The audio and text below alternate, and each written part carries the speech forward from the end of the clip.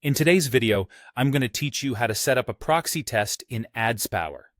By the end, you'll know exactly where to go, what to click, and how to confirm your proxy is working before you use it in a profile. First, open your AdsPower dashboard and look at the main menu on the left. Find and click Proxies. This is where all your connection details are managed. From here, click Add Proxy. You'll see a field where you can paste your proxy. AdsPower accepts common formats from most providers, so use the exact string your provider gives you. This might be a simple IP and port or a full proxy URL. The key is to paste the entire value exactly as provided, without extra spaces or line breaks. Once you've pasted your proxy, click OK to save it. That adds the proxy information to AdsPower so you can attach it to a profile and test it. If you're working with multiple proxies, add them one at a time to keep things organized. Next, head into Profile Setup. When you're configuring or editing a profile, you'll see the proxy fields. Right next to those fields, there's a Check Proxy button. This is your built-in test tool. Click Check Proxy.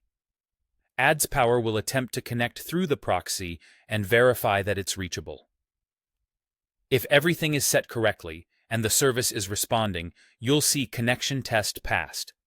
That means AdsPower can route traffic through that proxy, and you're safe to proceed with the profile. If you see Connection Test Failed, the app couldn't reach the proxy.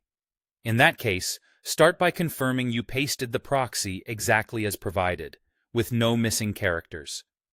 Make sure there aren't any trailing spaces, and that your proxy subscription is active. Some providers also require IP allow listing or authenticated access. If your provider uses those controls, confirm your environment meets their requirements.